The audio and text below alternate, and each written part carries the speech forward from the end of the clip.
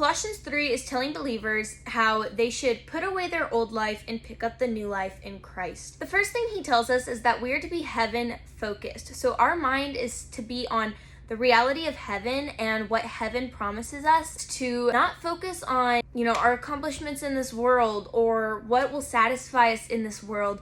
A Christian's life is not measured by the things of this world, but rather on our life in Christ. That ultimately it's going to come down to where we're going to stand face to face with God, and whatever we worked towards his kingdom is going to be revealed and we're able to give back to him. Next, Paul gives us 10 things to clothe ourselves with as God's holy people. And I'll name some of those really quick. Tender-hearted mercy, kindness, humility, gentleness, patience, love, to live in peace, and always be thankful. So if we can do those things, then we are truly living as God's holy people, and it'll help us to be closer to God, to understand him more, and to want what he wants. Verses 16 and 17 really reminded me of like a typical church service, right? We worship, we hear the message, and we fellowship. Okay, now here's the next section where it rubs a lot of people wrong. Let's start off with, what does submit mean? Because sometimes that can rub people the wrong way. And sometimes people think of submit as if they're abusing you, you need to just continue to let them abuse you. No. Submit means you need to yield to the power, authority, and control of your husband.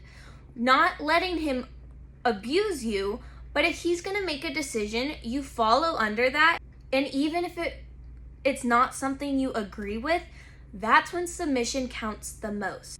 The only time you don't submit to your husband is when it goes against what God says. So if he's abusing you and hurting you, you have permission to set a boundary in that. So where does that leave the husbands? What are the husbands supposed to do? The husbands are supposed to love their wives. They're also supposed to not treat them harshly. As for children, children are to obey their parents. They are to listen to what their parents instruct to them, and they are to respect the authority of their parents, given to the parents by God. Slaves, is the Bible condoning slavery? No. Why is he telling the slaves then to obey their masters and to do what's right, even if the master's not treating them right? Because no matter what position we are in, we are to do what is right.